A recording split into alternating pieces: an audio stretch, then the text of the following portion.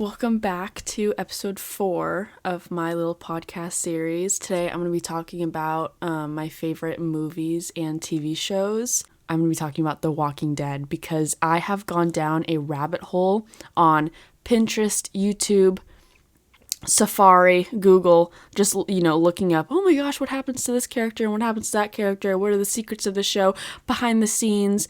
Once I start watching a show, I'm like, oh my gosh, I recognize this person. What else is he or she in? So that's why I'll be like, oh, cast of blank, cast of whatever I'm watching. They don't have a lot of episodes per season, and each episode runtime is maybe 45 minutes to an hour. Let me just start off by naming all the characters, actually. Season 1, you have all your main characters. You're introduced to Rick Grimes, Daryl Dixon, Carol, Carl, Glenn, let's see, who else? Morgan, Lori, Shane, all insane characters, and Andrea. Side note, I don't like Andrea. Those are your main characters of the majority. They're in the majority of the whole entire show. No spoilers. Well, actually, no, there will be spoilers, because the show has been out since 2010. So if you haven't seen it, then go away.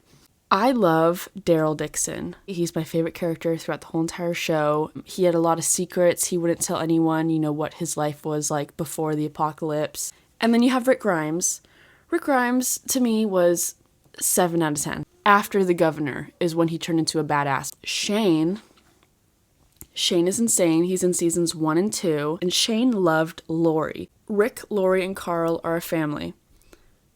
Lori thought Rick died because in the beginning of the show, Rick is in a coma. So Shane, Rick's partner, because they're both cops, Shane locks Rick in a room to protect him from the herd of zombies that were going through the hospital. Shane tells Lori that Rick is dead. Okay, there's nothing he could have done to save him. He's dead, whatever.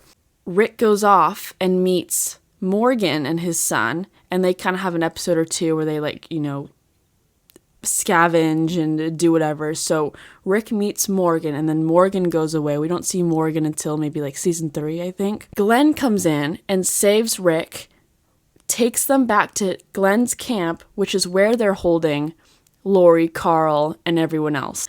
Rick jumps out of the moving van. He sees his wife and his kid, and he's like, oh my gosh. And then Lori's like, I thought you were dead. And when Rick was in that coma and when Rick wasn't in that group, Lori and Shane had an affair together because Lori thought Rick was dead. Whatever. That's what Shane told her. And Shane has been in love with Lori for years. Okay? Years. Lori and Shane hook up. Fast forward, Lori finds out she's pregnant, but she thinks it's Rick's, not Shane's. Come to find out in later seasons, it's 100% Shane's kid. They name the baby Judith. Whenever they're at the prison, Lori gives birth and she dies when she gives birth to Judith. And poor Carl has to shoot his mom in the head, which is really sad. So Rick finally comes out of this inner dialogue type thing, oh, the world sucks, and oh my gosh, I'm not happy, and that kid wasn't even mine, and he just has all this resentment build up towards Lori because of Shane. And Shane was the reason that they found out that the disease, if you got bit by a zombie, of course you turned, but they found out if you just die, you become a zombie anyway. It's not because you got bit, it's because it's internal, it's in your brain, it's a disease. There's a lot of, details I can go into it with the show. There's a lot of characters that I liked and I didn't like. Daryl's at the top. Then Carol, Glenn. I really like Glenn. I'm gonna have to go with Shane for number 4. Shane, number 4. Even though he's insane and crazy, he was one of the most interesting characters, I think, in my opinion. He had good drama. Herschel, Rick, I guess. I feel like not a lot of people are gonna agree with me on this, but Negan, every single time he would come up on the screen, you could just feel your body tense up because he was that good of a villain. His bat Lucille, pretend this is Lucille. It's a bat wrapped in barbed wire, and you just onto people's heads. Glenn. So sad. That scene was traumatizing. But a lot of people stopped watching after Glenn died, which is rightfully so, because after that, it just gets worse. Another spoiler alert, Carl. Carl could have had the best comeback story, in my opinion, ever in the show, if he would have survived. But they killed him off because he, fighting Negan and his little group of people, got bit by a zombie. He goes into the sewer. Rick comes in. He goes, "Oh, Carl, what happened, Carl?" And Carl's just laying there like, "Oh, just go on without me. Save the team for Judith. Make a change." Like, I wish I stopped watching from there, but I couldn't because I like the show a lot. Yeah, so that's my take on The Walking Dead. This stuff, Liquid Death, Dead Billionaire, it's tea lemonade. Basically an Arnold Palmer. Really good.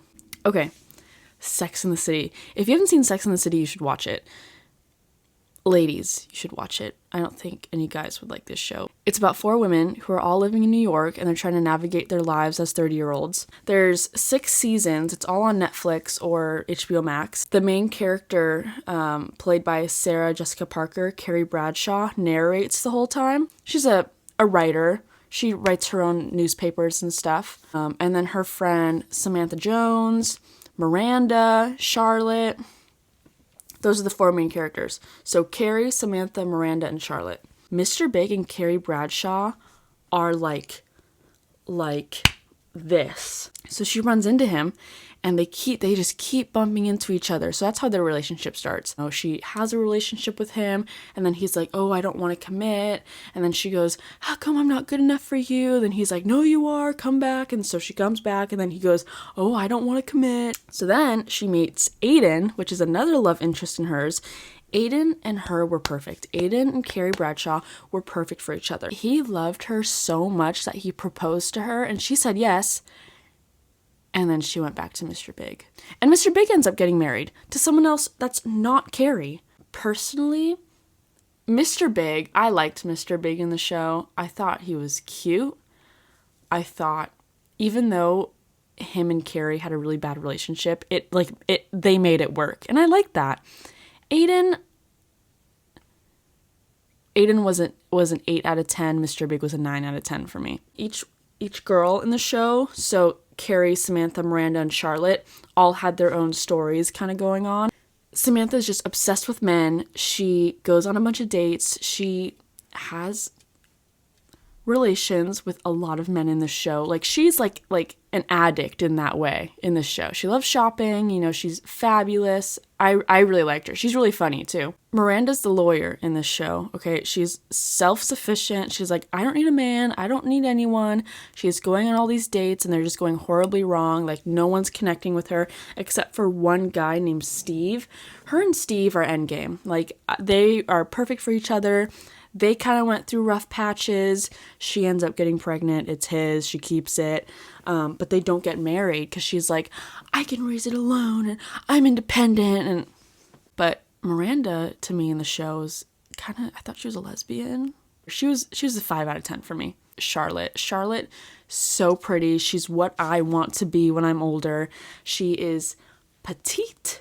She's kind, she's nice, but she has that like spunk in her. All she cared about was getting married in the show. She's like, "No, I want to get married. Like, my life needs to start now. I need to have kids." She's like the tennis mom. She's the Pilates mom of the group. She is perfect. Just head to toe perfection. So that's Sex and the City. That's I'm just going to go over the characters. I can't really get into the show because there's just so many different storylines and stuff that kind of just all go together. But the main thing is Carrie and Mr. Big. This is my 3rd and final show that I'm going to talk about. It's called You. It's on Netflix. Amazing show. There's 4 seasons right now. 5th season's going to come out. It was made in 2018. It's based off the novels by Caroline Kepnes. I think the show was better than the books. Except for the first book. The first book was really good. You takes place in New York. You start off in New York and you have your main character, Joe Goldberg, played by Penn Badgley. Penn Badgley, if you haven't seen Gossip Girl. Spoiler alert, he was Gossip Girl. This is off the internet. This is what the summary of it is. It says, "What would you do for love? For Joe, an intense young man who frequently becomes smitten with beautiful and smart women, this question is put to the test. A charming yet awkward crush becomes something more sinister when love turns into obsession for Joe. Using social media and the internet, he uses every tool at his disposal to become close to the women of his dreams, even going so far as to remove any obstacle, including people, that stands in his way of getting to them. Insane, but kind of a dream. Oh my gosh, this reminds me, I was stalked in high school for a little bit by this one guy. I was a freshman in high school, and this guy I talked to him for like 2 weeks, and he would make I took maybe 2 pictures with him, and he made 3 1.5 minute long videos of just 2 pictures cycling with each other. And he told me he loved me. When I finally said look, this isn't gonna work, you're kind of freaking me out, he would follow me to my other classes, and I finally I would turn around and see him just behind me, and then he'd turn away or hold up something to his face. He's like, oh my God. I had to get the principal involved, and I had to tell her, I'm like, look, this guy is just following me from class to class. He won't leave me alone. He was telling people Emma's a horrible person. Oh my God, she did this and this to me, and I cheated on him, and that I'm a liar. So I go to the principal, and I'm like, look, this guy's just freaking me out. I showed her the text, because he would text me and call me, and I'm just he's talking to my friends, saying that I did all this stuff when I didn't. So I make a plan, and I'm like, okay, I just need to avoid him at all costs. Whatever, I just need to take different routes around school, which I had to alter my schedule so I wouldn't feel freaked out by him, which I felt like I shouldn't have had to do that. Sophomore year, COVID hit, and I didn't go back to my junior year of high school. He continued doing it throughout my junior year. A senior year, off and on. Again, I would see him in the hallways. He would wait outside my classroom for me. He was telling people things about me. I remember when he tried kissing me, and I didn't want it to happen. And so I was like, oh, can you not? And he does it anyway. He goes, see, I'm not a pussy. What does that have to do? I'm like, you just kissed me. I told you not to do that. And he's like, oh, I'm not a pussy. I can kiss you whenever I want. I'm not a pussy. And I'm like, okay, you need to relax. When he was a super senior. So yeah, I wonder what he's up to right now, honestly. Probably nothing, but yeah, I was stalked in high school. I totally went off on a tangent. I'm sorry. It follows a guy who lives in New York named Joe Goldberg. He owns a bookstore called Mr. Mooney's Bookstore, or Mooney's Bookstore. You have your first main character, Beck, who walks in. Beck is the first love interest. Well, not technically, spoilers, not technically first love interest. It was Candace. Candace was in a band. He met her years ago, I guess, and it just didn't work out, so he killed her. Or so he thought. And this whole show is narrated by him, but it's his thoughts. He stalks her, meets her friends, finds out one of her friends sucks, kills her.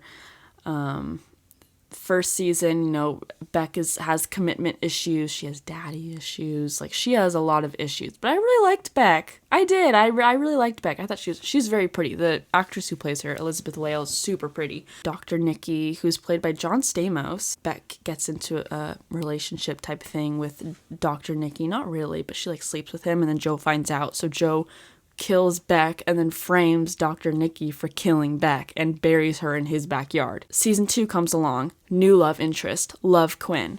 Love Quinn, she's this girl who's, just taking care of her brother, 40 Quinn. And Joe is now in Los Angeles. He runs into her when she's grocery shopping, and, he immediately takes interest. He worms himself into her life and finds out all her secrets.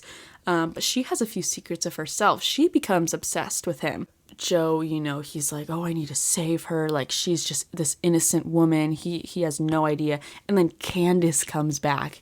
Oh my God, you thought you got rid of me? Well, you didn't. I survived. She's dating Love's brother. I'm forgetting the most important part. Joe has this box that he kept in Mr. Mooney's basement to keep all of his books fresh and stuff.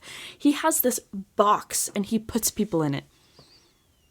And then Love comes in and kills her And Love is like, I'm just as insane as you are. And Love and Joe are in the box fighting. And Joe's like, you need to let me out. Because Love locked Joe in his own box. She goes, Joe, I love you. Like, we're meant to be. She then goes and explains how she killed Candace and how she had a husband, a deaf husband who she killed too.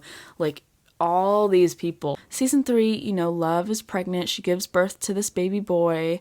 And Love's mom is like, oh, it's a little 40 reincarnated, like really weird. So Joe and Love are in this house. They're in this really nice, pristine neighborhood. Same old Joe becomes obsessed with his neighbor. It happens really quickly. She dies in like the first or second episode because Love finds out. So Love killed her. Love and Joe have a lot of problems in season 3. Like, they go to therapy, they're trying to work it out. And then Joe starts going to this library where he meets Marianne. And I liked Marianne's character, but I also didn't at the same time. Marianne is in this abusive relationship, so he becomes obsessed with her, and he goes, you will end up with me, Marianne. Like, we will end up together. Like, I will do anything for you. He kills her abusive husband, stalks her. Love finds out. Marianne ends up moving with her daughter. And then at the end of season 3, Love is just so fed up with Joe because she knows Joe is going to leave her. And then she also knows that Joe is potentially... She also knows that Joe She also knows oh my gosh, I can't pronounce it. She also knows that Joe will eventually kill her, and she like puts this like poison or something onto a knife, and he touches it, and he kind of goes into shock. He knew what was coming, so he had an antidote. Ends up killing Love, burns his house down. This man flees to Paris for Marianne to find her. This is where season 4 starts. I didn't like season 4. He's now an English teacher. He meets his second love interest, not second, this is like the 5th love interest, Kate. I can't even explain season 4, honestly. Joe in season 4 is like trying to be a better person, but he's, getting flashbacks of all these the people he's killed before and like his past. And then this one lady finds out who he is and finds his glass box, and Marianne is in the glass box, and she lets Marianne go. Right? He ends up finding Marianne and like stalking her and stuff. But the girl finds out who he is, and then he eventually like kills her, so she can't like say like, oh my god, you've done all this bad stuff. You've killed Beck and Love and Peach and all these women, Candace. Like, so he kills her so she can't find out, and it's just, the season's really confusing. So he ends up with Kate, and Kate is like come to an understanding about who he is because he told her, and she goes, oh, it's okay, like I forgive you. And now there's a season 5, and I just hope it's good. I would suggest watching the show. It's really good. Season 1 through 3 are good. So that's also a favorite show, because I'm just, the whole stalking vibe it's insane, but it's good. It's really good. I talked about my favorite shows, and I talked about one movie, but I don't know if I'll include that. Thank you for watching, and more videos are to come. I am hopefully gonna get a guest on here because I just got another microphone, so I want to start, bringing people, be like, oh, like, let's talk about this, let's talk about that. So hopefully that'll be like the next episode, but we'll see. Bye.